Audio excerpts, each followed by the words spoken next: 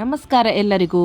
ಯಾವಾಗಲೂ ಉದ್ದು ದೋಸೆ ತಿಂದು ತಿಂದು ಬೇಜಾರಾಗಿದೆ. ಅದಕ್ಕೆ ನಾನಿವತ್ತು ಈ ದೋಸೆ ಮಾಡೋಣ ಅಂತ ಹೇಳಿದ್ದೇನೆ.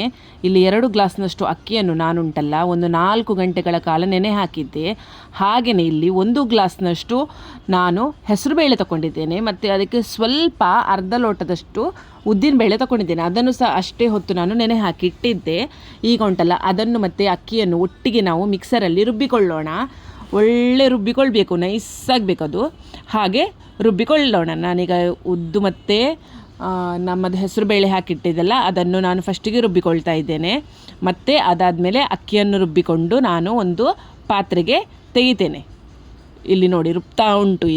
ಇದು ನನ್ನದು ಈಗ ರುಬ್ಬಿ ಆಯಿತು. ಅದನ್ನೀಗ ನಾನೊಂದು ಪಾತ್ರೆಗೆ ಹಾಕಿಕೊಂಡೆ ಮಿಕ್ಸ್ ಮಾಡಲಿಕ್ಕೆ ಅಂತೇಳಿ. ಜಾಸ್ತಿ ಏನೋ ತೆಳು ಮಾಡೋದು ಬೇಡ, ಸ್ವಲ್ಪ ಮಿಕ್ಸರ್ ತೊಳೆದದ್ದು ನೀರು ಹಾಕಿದರೆ ಸಾಕು.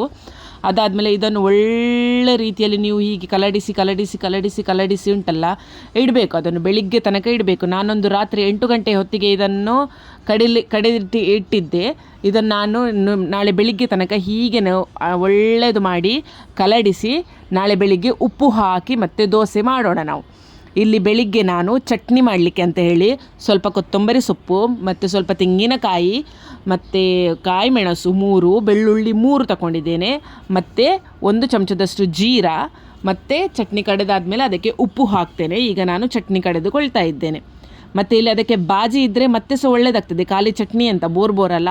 ಅದಕ್ಕೆ ನಾನು ಬಾಜಿ ಮಾಡಲಿಕ್ಕೆ ಅಂತೇಳಿ ಇಲ್ಲಿ ಸ್ವಲ್ಪ 6 ಬೆಳ್ಳುಳ್ಳಿ, 1 ಟೊಮ್ಯಾಟೊ, 3 ಕಾಯಿ ಮೆಣಸು, 1 ಸಣ್ಣ ಗಾತ್ರದ ಶುಂಠಿ, ಸ್ವಲ್ಪ ಕೊತ್ತಂಬರಿ, ಹಾಗೆ 2 ದೊಡ್ಡ ದೊಡ್ಡ ಗಾತ್ರದ್ದು ನೀರುಳ್ಳಿ ತಗೊಂಡಿದ್ದೇನೆ. ಹಾಗೆಯೇ 5 ಬಟಾಟೆಯನ್ನು ಬೇಯಿಸಿ ಇಟ್ಕೊಂಡಿದ್ದೇನೆ.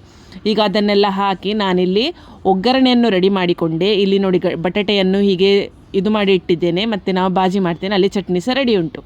ಈಗ ನನ್ನದು ಕಡೆದಿಟ್ಟ ಹಿಟ್ಟು ನೋಡಿ ಎಷ್ಟು ಒಳ್ಳೆಯದು ಬಂದಿದೆ ಅಂತೇಳಿ. ನಿನ್ನೆ ರಾತ್ರಿ ಕಡೆದಿಟ್ಟಿದ್ದೆ ಅಲ್ಲ, ಇದಕ್ಕೆ ಈನೋ ಹಾಕಲಿಲ್ಲ ನಾನು, ಅಲ್ಲ ಬೇಕಿಂಗ್ ಸೋಡಾ ಹಾಕಲಿಲ್ಲ, ಎಂತನೂ ಹಾಕಲಿಲ್ಲ. ನೋಡಿ ಎಷ್ಟು ಒಳ್ಳೆಯದು ಬಂದಿದೆ ನೋಡಿ, ಭಾರಿ ಒಳ್ಳೆಯದು ಬಂದಿದೆ. ಈಗ ನಾವು ಇದನ್ನುಂಟಲ್ಲ ಸಣ್ಣಗೆ ಇನ್ನೊಂದು ಸ್ವಲ್ಪ ಕಲಡಿಸಿ ನನಗೀಗ ಇಷ್ಟು ಬೇಡ ಇದು ದೋಸೆ ಮಾಡಲಿಕ್ಕೆ. ಹಾಗಾಗಿ ನಾನು ಸ್ವಲ್ಪ ಇದರ ಹಿಟ್ಟನ್ನು ತೆಗೆದು ಫ್ರಿಜ್ಜಲ್ಲಿ ಇಡ್ತೇನೆ. ಈಗ ಎಷ್ಟು ಬೇಕೋ ಅಷ್ಟನ್ನೇ ನಾನು ಯೂಸ್ ಮಾಡ್ತಾ ಇದ್ದೇನೆ. ಈಗ ಇದಕ್ಕೆ ನಾವು ಉಪ್ಪು ಹಾಕಿ ನಾವು ಮತ್ತೆ ದೋಸೆ ಹಾಕಲಿಕ್ಕೆ ಸ್ಟಾರ್ಟ್ ಮಾಡೋಣ. ಈಗ ಇಲ್ಲಿ ಕಾವಲಿ ಕಾದಿದೆ ನೋಡಿ. ಕಾವಲಿ ಒಳ್ಳೆಯದಾಗಿ ಕಾಯಬೇಕು. ಕಾಯಿದ ಮೇಲೆ ನಾವು ದೋಸೆಯನ್ನು ಹಾಕೋಣ. ಈಗ ನನ್ನೊಟ್ಟಿಗೆ ಸ್ವಲ್ಪವೇ ಇರೋದು ಅದರದ್ದು. ನಾನು ಸ್ವಲ್ಪ ಹಿಟ್ಟನ್ನು ತೆಗೆದಿಟ್ಟಿದ್ದೇನೆ ಫ್ರಿಜ್ಜಲ್ಲಿ. ಎಲ್ಲದಕ್ಕೂ ಉಪ್ಪು ಹಾಕಿದರೆ ಅದು ಮತ್ತೆ ಹಾಳಾಗ್ತದಲ್ಲ, ಬೇಗ ಹಾಳಾಗ್ತದೆ ಅಂತೇಳಿ ನಾನು ಫ್ರಿಜ್ಜಲ್ಲಿ ಹಾಗೆಯೇ ನೀವು ತೆಗೆದಿಟ್ಟರೆ ಉಂಟಲ್ಲ ಅದೆಂತ ಹಾಳಾಗೋದಿಲ್ಲ, ಹುಳಿನೂ ಬರೋದಿಲ್ಲ, ಎಂತನೂ ಆಗೋದಿಲ್ಲ. ಈಗ ಎಷ್ಟು ಬೇಕು ಅಷ್ಟನ್ನೇ ಯೂಸ್ ಮಾಡಿ ಉಂಟಲ್ಲ ದೋಸೆಯನ್ನು ಹಾಕಿದೆ. ಇದು ಒಂದು ಸೈಡ್ ಕಾದ ಮೇಲೆ ಆ ದೋಸೆಯನ್ನು ನಾವು ಈಗ ಮಗುಚಿ ಹಾಕಬೇಕು. ಅದನ್ನು ಮಗುಚಿ ಹಾಕಿ 2 ಸೈಡ್ ಸಹ ಅದನ್ನು ಒಳ್ಳೇದು ಮಾಡಿ ಕಾಯಿಸ್ಕೊಳ್ಬೇಕು. ಈಗ ಇದು ಕಾದಿದೆ. ಕಾದ ನಂತರ ಇದನ್ನು ತೆಗಿಯೋಣ. ಬಾಜಿ ಮತ್ತು ಚಟ್ನಿ ಒಟ್ಟಿಗೆ ಸವಿಯೋಣ. ಅದ್ಭುತವಾದ ರುಚಿ. ನೀವು ಸಹ ಮಾಡಿ ತಿನ್ನಿ. ಬಾಯ್.